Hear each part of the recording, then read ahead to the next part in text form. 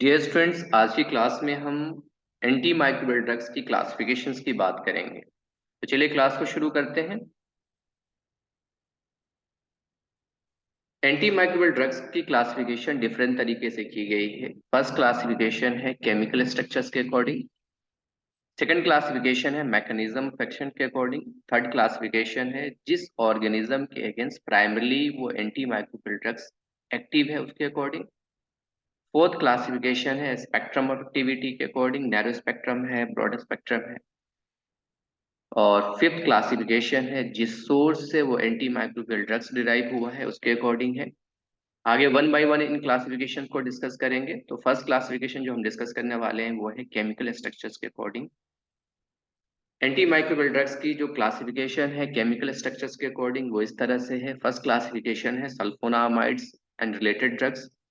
Sulphonamides और related drugs के अंदर जो एंटी माइक्रोबियल ड्रग्स है वो इस तरह से है।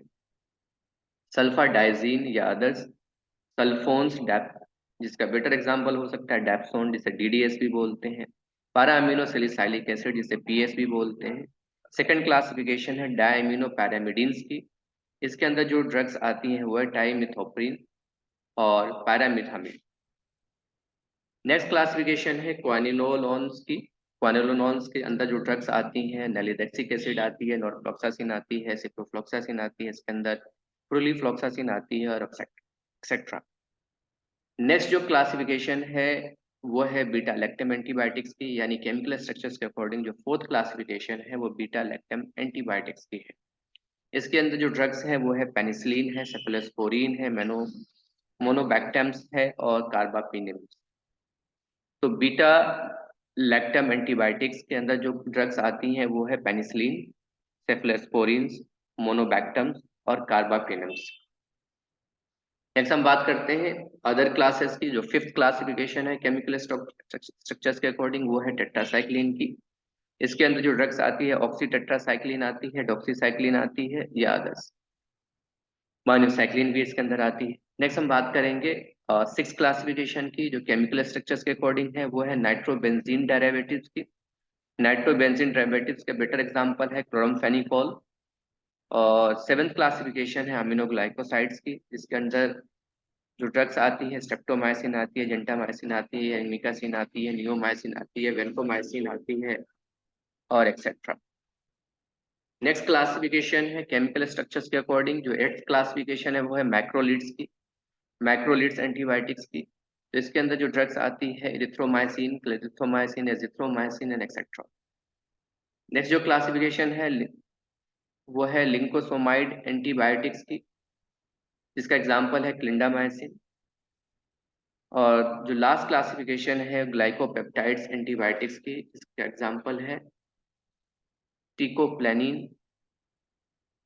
केमिकल स्ट्रक्चर्स के अकॉर्डिंग जो अदर क्लासिफिकेशन है वो 11th क्लासिफिकेशन है ऑक्सोजोलिडीन, जिसका एग्जांपल है लिनोजोलाइड्स। 12th क्लासिफिकेशन है पॉलीपेप्टाइड्स एंटीबायोटिक्स की, जिसे पॉलीमैक्सिन बी भी बोलते हैं, कोलिस्टीन, वेसिट्रासिन, टायरोथेरेसिन।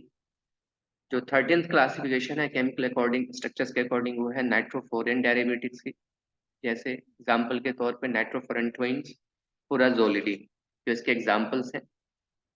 जो 14th क्लासिफिकेशन है वो है नाइट्रो इमिडाजोल्स की। नाइट्रो इमिडाजोल्स के अंदर मेट्रोनिडाजोल्स आती है, टिनिडाजोल्स आती है और एक्सेट्रा ड्रग्स आती हैं इसके अंदर।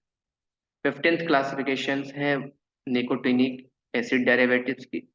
निकोटिनिक एसिड डेरिवेटिव्स की जो ड्रग्स हो सकती हैं आइसोनियाजाइड हो सकता है, पाराजिनामाइड हो सकती है, इथियोनामाइड्स हो सकता है इसके अंदर। 16th क्लासिफिकेशन जो केमिकल स्ट्रक्चर्स के अकॉर्डिंग है पोलीन एंटीबायोटिक्स की, जिसके एग्जांपल्स है nystatin, amphotericin B, hamycin. 17th classification है एरोसोल डेरिवेटिव्स की, जिसके एग्जांपल्स है miconazole, clotrimazole, ketoconazole, fluconazole. 18th classification है केमिकल स्ट्रक्चर्स के according rifampicin, spectinomycin, fusidate, cycloserine, viomycin, ethambutol, thiacetazone, clofazimine और ग्रिसियोफुल्वीन। नेक्स्ट क्लासिफिकेशन है मैकेनिज्म ऑफ एक्शन के according, यानी जो बैक्टीरियल एंटी बैक्टीरियल ड्रग्स है या एंटी माइक्रोबियल ड्रग्स है किसी अदर ऑर्गेनिज्म पे किस तरह से एक्ट करती है उसके अकॉर्डिंग क्लासिफिकेशंस की गई हैं। तो कुछ तो इनहिबिट्स करती हैं सेल वॉल सिंथेसिस को, कुछ सेल वॉल की परमेबिलिटी को इंक्रीज कर देती है। तो हम यहाँ डिस्कस करेंगे कि मैकेनिज्म ऑफ एक्शन क्या होगा एंटी माइक्रोबियल ड्रग्स की, उसके अकॉर्डिंग क्लासिफिकेशंस क्या है। तो ऐसी एंटी माइक्रोबियल ड्रग्स जो सेल वॉल की सिंथेसिस को इनहिबिट करती हैं, जिसके वजह से जो एंटी माइक्रोबियल ड्रग्स हैं उनको उन माइक्रोब्स पर एक्ट करने का मौका मिल जाता है। तो इस क्लास के अंदर जो एंटी माइक्रोबियल ड्रग्स हैं वो पेनिसिलिन है, सेफेलोस्पोरिन है, साइक्लोसेरिन है, वेनकोमाइसिन है, बेसिट्रासिन है। ये drugs basically cell wall synthesis को इनहिबिट करती है, जिसके वजह से जो एंटी माइक्रोबियल ड्रग्स हैं वो उस बैक्टीरिया पे, उस माइक्रो ऑर्गेनिजम्स पे इफेक्टिवली एक्ट कर पाती हैं। नेक्स्ट जो मैकेनिज्म ऑफ एक्शन के अकॉर्डिंग क्लासिफिकेशन हो सकती है, ऐसे सेकंड क्लासिफिकेशन है ऐसे एंटी माइक्रोबियल ड्रग्स की जो सेल वॉल की परमेबिलिटी को इंक्रीज कर देती है, लीकेज को इंक्रीज कर देती है। तो जो ड्रग्स इस क्लास के अंदर आती है पॉलीपेप्टाइड्स आती हैं, जिसका एग्जांपल है पॉलीमैगजीन, कोलिस्टीन है, बेसिट्रासिन है, पोलीइन है जिसे एम्फोटेरिसिन बी भी कह सकते हैं, निस्टेटीन और हेमिसिन। ये ड्रग्स बेसिकली किसी अदर ऑर्गेनिज्म पे इफेक्टिव इस वजह से होते हैं कि उस ऑर्गेनिज्म की जो सेल वॉल परमिबिलिटी इंक्रीज हो जाती है, जिसके वजह से इन ड्रग्स का इन्फ्यूजन उस बैक्टीरिया के अंदर बेहतर हो सकता है और बेहतर एक्ट करने के वजह से ड्रग्स उस ऑर्गेनिज्म से अकॉर्डिंग इफेक्टिव हो सकती है। नेक्स्ट क्लासिफिकेशन है मैकेनिज्म ऑफ एक्शन के अकॉर्डिंग, वो थर्ड क्लासिफिकेशन है ऐसे एंटी माइक्रोबियल ड्रग्स की जो प्रोटीन सिंथेसिस को कम कर देती है। तो ऐसे ऑर्गेनिज्म जो प्रोटीन सिंथेसिस को बंद कर देती है, इनहिबिट कर देती है, उसके अकॉर्डिंग जो ऑर्गेन एंटी माइक्रोबियल ड्रग्स है वो टेट्रासाइक्लिन है, क्लोरामफेनिकोल है, इरिथ्रोमाइसिन है, क्लिंडामाइसिन है, लिनोसुलमाइड। ये ड्रग्स बेसिकली किसी अदर माइक्रो ऑर्गेनिज्म पे इफेक्टिव इस वजह से होते हैं कि उस ऑर्गेनिज्म के अंदर प्रोटीन सिंथेसिस को इनहिबिट कर देते हैं।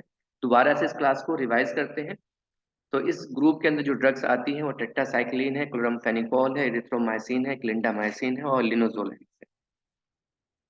जो फोर्थ क्लासिफिकेशन है मैकेनिज्म ऑफ एक्शन के अकॉर्डिंग, इस क्लासिफिकेशन के अकॉर्डिंग जो ड्रग्स आती हैं वो बेसिकली एमआरए की मिसरीडिंग कॉज करती हैं और साथ साथ पे जो परमेबिलिटी है उसको भी अफेक्ट करती हैं। इस ग्रुप के अंदर जो ड्रग्स आती है अमीनोग्लाइकोसाइड है, स्ट्रिप्टोमाइसिन है, जेंटामाइसिन है, एक्स्ट्रा ड्रग्स है।